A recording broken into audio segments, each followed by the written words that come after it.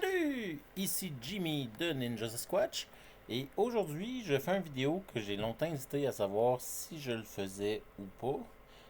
C'est-à-dire une vidéo qui parle de modifications que j'ai fait à certains jeux. J'ai longtemps hésité à savoir si je voulais le faire ou pas parce que je suis un designer, pas un reviewer. En tant que designer, c'est toujours jugé un peu particulier. Ça peut être jugé un peu particulier de protester contre les jeux d'autres personnes, d'autres designers qui font aussi leur mieux pour sortir de bons jeux. Tandis que c'est plus la job d'un reviewer. Par contre, en même temps, ça peut être le fun parce que c'est pas juste une notion de critiquer les jeux puis de voir ça. C'est une notion de voir comment est-ce qu'on peut les améliorer. Puis, dans certains cas, comment est-ce qu'on peut les rendre jouables? C'est le cas, entre autres, du jeu qu'il y a ici, qui est Dark Souls. Le jeu est reconnu par la communauté, là, c'est pas juste moi qui proteste là-dessus, qui est comme étant relativement injouable tel qu'imprimé dans la boîte. Moi, j'ai joué une partie, et en cours de la partie, j'ai édité les règlements pour qu'on ait du plaisir pendant cette partie-là. Ça a quand même assez bien fonctionné. Ça a donné qu'on n'a pas joué parce que il y a d'autres manières officielles de modifier les règles. Puis la personne qui est propriétaire du jeu préférerait faire ça, mais en même temps, on veut pas se donner le trouble de faire ça pour le jeu. Fait que voilà. Je vais faire ça. Ça peut donner une idée un peu de comment j'approche les jeux. Puis, c'est le moment de faire une vidéo qui pourrait ne pas être appréciée pendant qu'il n'y a pas tant de monde que ça qui sont sur ma chaîne. Donc, je vais être moins critiqué par plein de gens. Les personnes qui ont sur ma chaîne savent que je suis quelqu'un qui peut être très chialeux. Mais bon. C'est un défaut que beaucoup des designers on a de ceux qui veulent être designers on a quand on va jouer au jeu. On voit des défauts, ce qui est selon nous des défauts. Des fois, ça peut être un objectif en fait qui est là. La question c'est est-ce qu'assez de gens sont d'accord avec nous pour dire que c'est un problème? Si oui, c'est un défaut du jeu. Si pas assez de nous sont d'accord pour dire que c'est un problème, c'est un choix en tant que tel que le jeu a pris. Puis on peut ne pas être en accord avec le choix, mais il peut avoir des avantages comme il peut avoir des inconvénients. Dans le cas de Dark Souls, c'est clairement un choix qui a été pris, mais tout le monde est d'accord pour dire que c'est un mauvais choix, fait que c'est un défaut du jeu. Le choix qui a été pris dans Dark Souls, c'est de faire que la mécanique principale du jeu, c'est du grinding. Donc Dark Souls est un jeu dans lequel on va affronter des ennemis dans des pièces, dans des combats qui sont pas pertinents. Littéralement, là, c'est le fun de les faire une première fois, les trois, pour avoir un peu une expérience de qu'est-ce que ça donne le jeu. Nous, quand on a joué, on avait mal compris la règle initialement, puis on ne regagnait pas nos points de vie entre les pièces. Et c'était plus intéressant qu'avec la vraie règle, où on regagne les points de vie entre les pièces, et où c'est donc juste du grinding. C'était une année, ça s'en venait difficile et vaguement possible, parce que là, à force, nos ressources se faisaient gruger. Mais si nos ressources se font pas gruger, ce qu'on fait sert à rien, à part faire qu'on accumule de l'XP. La version très simple et pas du tout étudiée que j'avais réglé la. Ah oui. Ensuite, on affronte un boss et probablement on meurt. En fait, le jeu a l'air d'être vraiment pensé pour qu'on meure parce que le boss est vraiment fort. Puis nous, après juste une run, on est vraiment à chier. Surtout que le deck de loot est pas super bien fait. On pogne du loot qui est pas approprié, qu'on peut pas équiper, euh, qui est pas agréable. Sauf que la manière dont le jeu est prévu, c'est qu'on va aller là, on va mourir.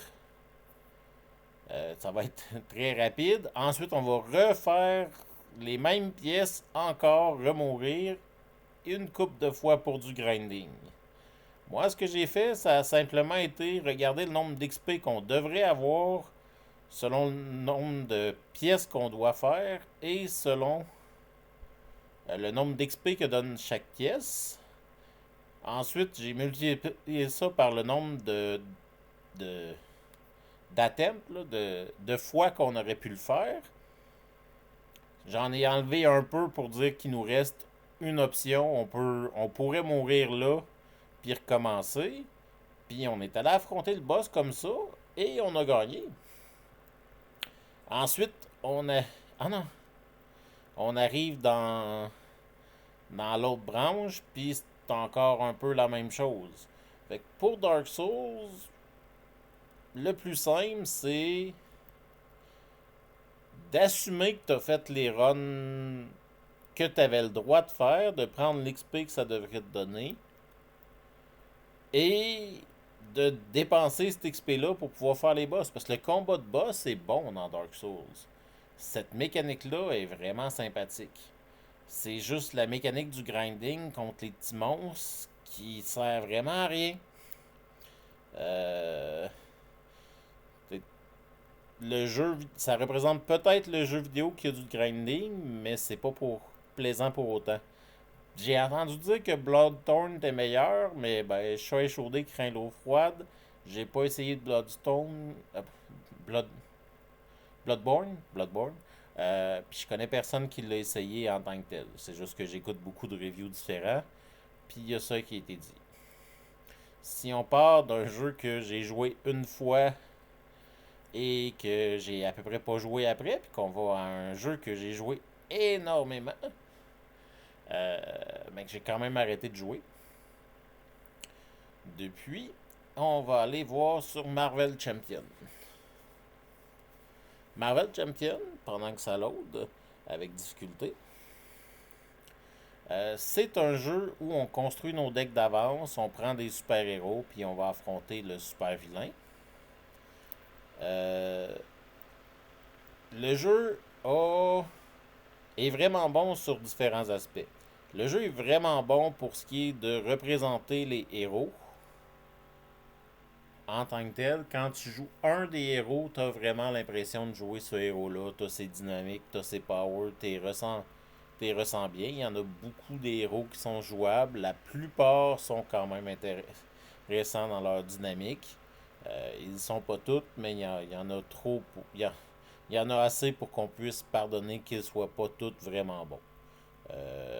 Sont pas égaux non plus, ça c'est un peu plus problématique. Il y en a des qui sont pas très qui soient toutes vraiment pas toutes vraiment intéressantes d'une chose. Il y en a des qui sont vraiment abusifs, surtout dans certains rôles, comme Kitty en défense est abus, complètement abus. Mais bon, ça c'est pas si pire. Ça reste dans la catégorie, c'est des choix de design, ça va encore. Euh, Hulk est un peu décevant de la manière dont ils l'ont fait. Drax est beaucoup plus intéressant pour la même dynamique. C'est quand même le fun de jouer avec Hulk, mais c'est pas, il fait pas ce qu'on s'attendrait qu'il fasse directement. Mais ça, encore là, c'est des choix. Il y a des options qui sont bonnes, des options qui sont méchantes. Mais la partie où, selon moi, il y a un problème dans le design, c'est que le jeu est vraiment trop long. Le jeu, de base, théoriquement, se joue de 1 à 4. Mais je connais personne qui joue à 4 parce que le jeu est trop long jouer à 4. Moi, j'ai surtout joué à 3 parce que le jeu a 3 aspects. Puis s'il n'y a pas 3 personnages pour couvrir ces 3 aspects-là, t'as pas l'impression d'exploiter le jeu à sa pleine valeur. Les aspects, c'est diminuer la manigance du méchant, tabasser. En fait, le jeu a 4 aspects, mais il y en a 3 qui sont primordiaux. Diminuer. Il y a 3 axes, en fait, dans les 4 aspects. Parce il y a la manigance du méchant, qu'il faut s'abranger pour que son plan réussisse pas. Tabasser les minions, puis tabasser les méchants. Puis défendre des attaques de tout le monde. Il y a un aspect leadership aussi, mais le leadership sert à globalement faire les autres de manière une des autres ou les deux autres de manière différente ou booster quelqu'un pour qu'il fasse bien. En jouant 3 personnes, quelqu'un peut se charger de la manigance, quelqu'un peut se charger de tabasser, puis quelqu'un se charge de défendre. Mais même là, le jeu est quand même entre 2 et 3 heures, et c'est pas 2 et 3 heures qui m'apparaissent à moi toutes justifiées. J'aime pas l'arc dans le jeu, comment il fonctionne. Dans le fond, le jeu, il fonctionne de tu pars et t'as rien. Puis dans un certain nombre de cas, le vilain a des choses, a beaucoup de choses, ou est déjà violent. Ensuite, tu te builds, tu t'approches le vilain une première fois, il arrive une deuxième phase, t'es rendu buildé, la plupart du temps, il va y avoir un petit moment où il y a peut-être un boost temporaire, mais le reste du temps, ça va être impertinent. T'es rendu fort, puis tu nukes tout un peu à mesure, à moins qu'il arrive une chose qui a très peu de chances d'arriver, mais qui va passer. Euh, c'est pas si intéressant que ça, parce que dans le fond, bâtir son personnage, c'est un peu le fun, mais là, tu le bâtis dans les résistances. Quand ton personnage est bien monté, c'est quand même le fun. C'est le fun d'agir et tout ça. Mais après ça, une minute, tu sais que tu gagnes, puis tu joues encore un 40 minutes. Cette partie-là est aussi pas si intéressante que ça. Euh, une autre chose qui est une problématique qu'ils ont réglée par eux-mêmes, et c'est pas une problématique majeure, c'est juste. On va mettre un vilain pour y aller avec mes exemples. C'est juste quelque chose que je trouve qu'ils exploitent pas assez. Ou qui exploitaient pas assez, mais ils l'ont réglé. C'est que chacun des héros, on va les ressortir. Oh, oh, oh, oh. Prenons Scarlet Witch. Oh. Qui est Scarlet Witch, on va être écarlate. Prenons Scarlet Witch. Hein? Donc, chacun des héros a son paquet, a sa personnalité, a ses trucs. Ça, c'est correct, puis c'est bien exploité dans le jeu. Mais, chaque paquet vient aussi avec l'obligation, qui est bien exploitée, mais un paquet Némésis.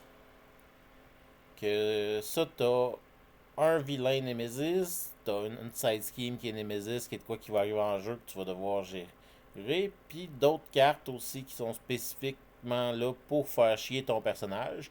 Ils peuvent faire chier les autres aussi, mais toi, c'est particulièrement problématique. Mais ces cartes-là, dans le jeu de base, on les voit à peu près pas. Et c'est plate parce qu'elles sont vraiment intéressantes. Fait que là, le défaut du jeu, c'est qu'il s'exploite pas assez dans ce qui est intéressant. Euh, Comme je disais plus tôt, eux l'ont résolu ce problème-là. On va tourner avec les vilains. Euh, Avec le standard 7.3. Le standard 7.3. Oh, c'est dans les modulaires finalement. Le standard 7.3, ce qu'il fait, c'est que normalement il est pas plus difficile, puis je tente d'accord que le standard 7.1, qui est un set de cartes qu'on va mettre dans le deck avec les cartes du vilain, mais eux autres, c'est des cartes qui sont de base pour tout le monde, qui vont nous faire chier, mais ils placent aussi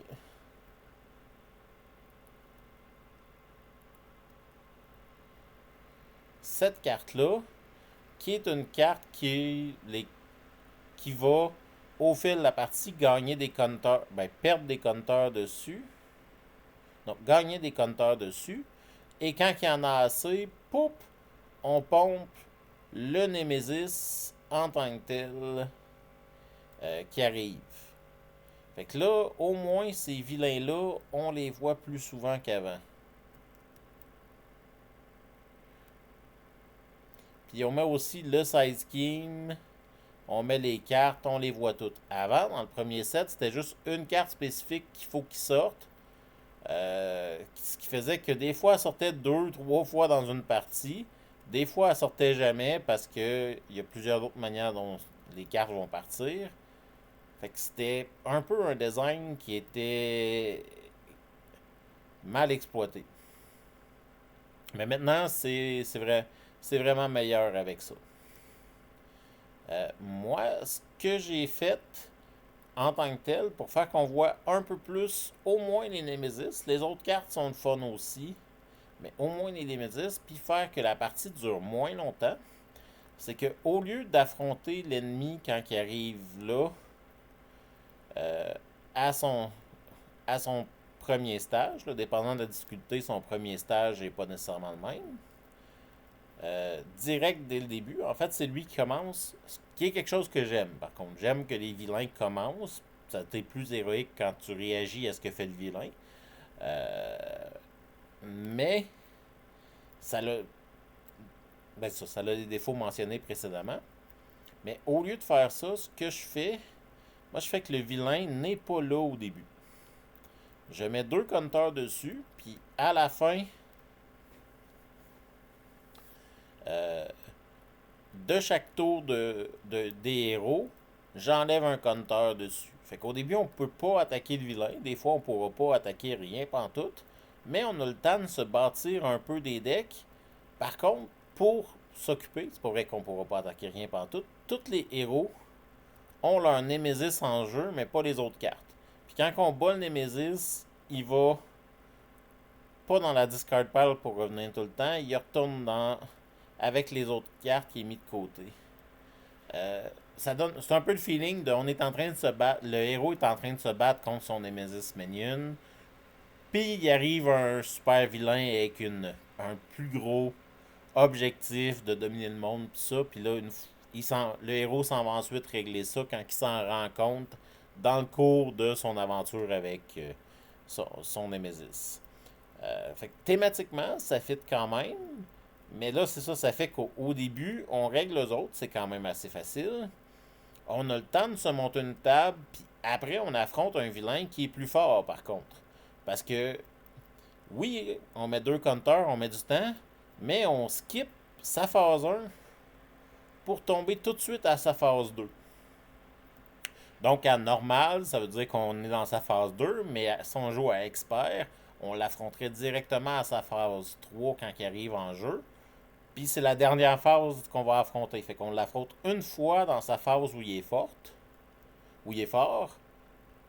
Fait que ça diminue les parties d'à peu près de moitié en longueur. Puis t'as quand même globalement le feeling d'avoir fait une vraie partie.